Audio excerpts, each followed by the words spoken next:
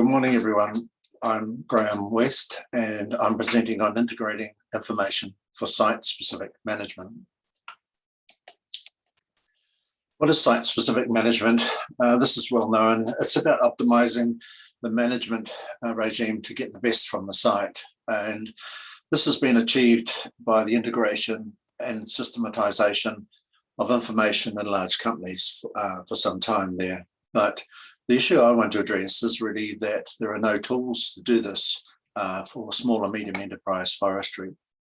And as land use is a political issue now, and there are lots of regulatory changes, now this situation is going to become increasingly dynamic with further changes coming. Integration and systematization are similar approaches. The integration for large growers is achieved by building large systems that cope with data and services, models, planning tools, etc., generally wrapped up in an enterprise resource planning system. For small scale forest growers, there's no such system, and that integration needs to be provided by tools that we create. They have a home computer, an internet, and a farm map, and that's about it. The rationale is that there have been hundreds of science reports, produced that are not read by small-scale forest growers. They simply don't pick up information that way, and or a limited amount. And many research results that are reported are trial-specific or site-specific and require that interpretation.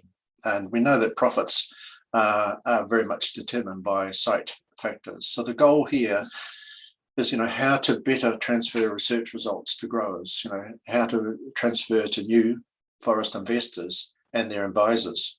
And it largely provides an initial desktop analysis and builds awareness. And for the last 20 years, we've had a lot of results that have come out that have been spatial. And so we've had, work around modelling for wind, forest residue, species productivity, disease, climate change, harvesting, systems optimization, and erosion, which is great work. It's been out there, in some cases over 20 years, but hasn't really been picked up, I think, to the degree that we could do. Here's examples of it. Dave Palmer and others doing great work connecting forest growth measurements with environmental factors and giving you a specific productivity, in this case, the 300 index for radiata that's mapped here, showing that the red warmer colours are where radiata grows really well, and other sites where it doesn't grow very well. This is strategically really useful information. It's been out there for now 11 years. When I show it to farm forestry people, most of them have never seen it. It goes down to a fine level of resolution, 100 by 100 metre pixel, and so you can pick up and use this information at a paddock or woodlot level. Others like Mike Watt have taken this further to really develop optimum silvicultural regimes by site. So here it is a structural regime versus a pruned regime, giving very different results, mapping out the optimum stand density or stocking for each case. Wood density is also mapped nationally and shows, importantly, where the high density wood or higher strength wood could be grown versus the lower density. This has been out for some time. Alternative species productivity like Cupressus lusitanica shows where it grows well in New Zealand. Ditto for redwoods, same for eucalypts and other species, and these have been updated. This one's been updated recently in 2021.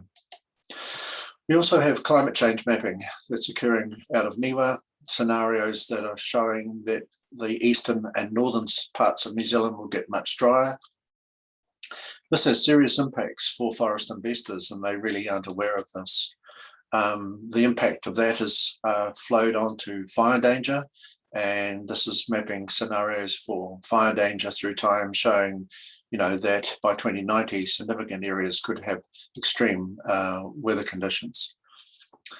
Same for disease risk. This is mapping scenarios for cyclone, showing that in the future, this disease could be much more prevalent throughout New Zealand. Avoided erosion. So erosion is going to be a big factor in terms of tree planting, and this shows the erosion rate and what's going to be avoided with tree planting, very important.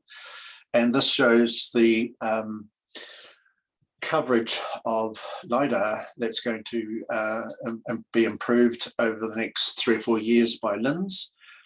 And in essence, what this is pointing out is that the layers of information that are needed to drive forestry decisions are being improved year by year, and there's a complete program behind that. Terrain is very important in terms of costs, particularly around harvesting time.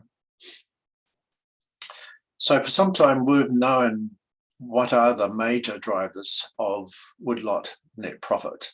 This typical example, small woodlot near a lake in Rotorua, some way from the road. And what we say in farm forestry is there are 3 factors. They are location, which is psychology, i.e. the local terrain, ground cover, productivity. Location, the distance to the road. Location, distance to the market. And so location, location, location, easy to remember, major factors, just like real estate, and driving woodlot profitability. The real question is, what are the trade-offs? What are the best solutions? Because we can now optimize that better by knowing which parts of a property would produce the best results. What is the possible framework for doing this? We've got a lot of spatial data nationally that's available, rainfall, soil type, slope, etc. And these are already being used somewhat in producing tree productivity mappings that I've shown you there, but they could be used to produce greenhouse gases or carbon sequestration or eco services. And these need to be converted into a web service and integrated into a tool so that you can look at this information at a stand or paddock level, and could also have a temporal dimension to them. And that in turn is converted into an economic model. So in this case, we're interested in wood, but it could be other crops that we could be interested in. And that in turn is used in a scenario analysis, particularly around investment analysis. So what are the cash flows there? What is the environmental balance there? These are the important questions and integration that investors are looking for.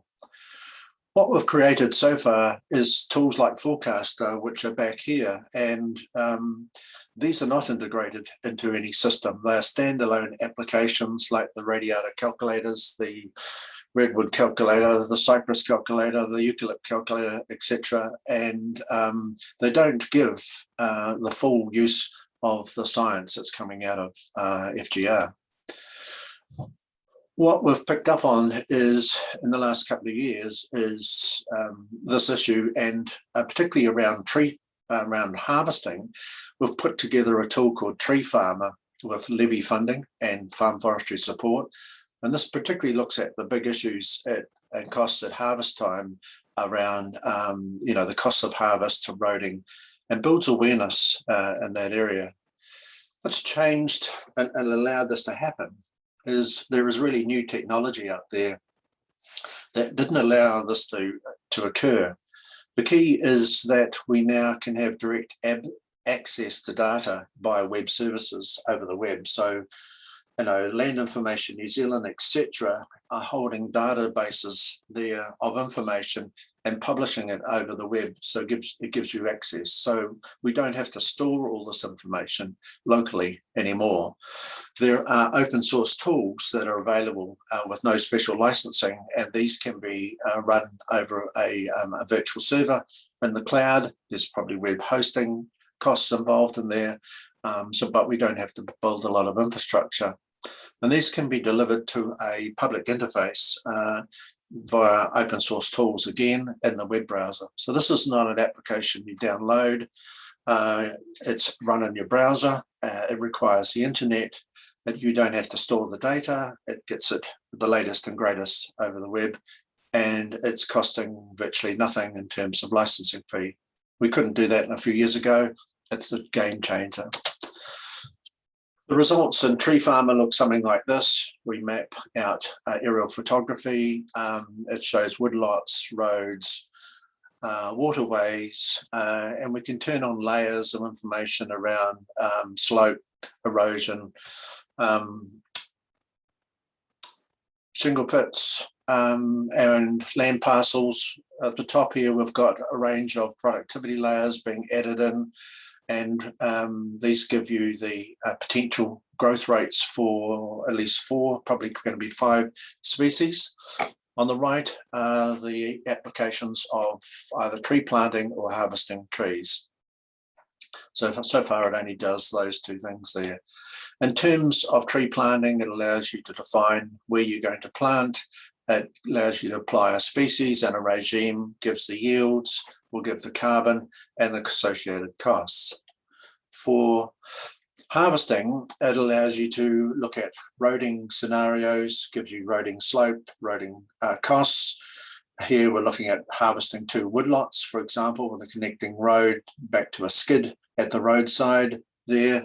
And on the right, it gives you the cost per tonne, etc., driven by slope and other factors that are underpinning these algorithms there. So the objectives of Tree Farmer are really to reach thousands of people, not hundreds of people, over the internet. We actually need to reach 12,000 small growers and 25,000 farmers in New Zealand to raise general awareness, really not to provide an expert system, to allow comparisons of options and scenarios. But importantly, you know, I'm raising the question, is this the R&D delivery framework that we need to be developing to get this science out there and making an impact?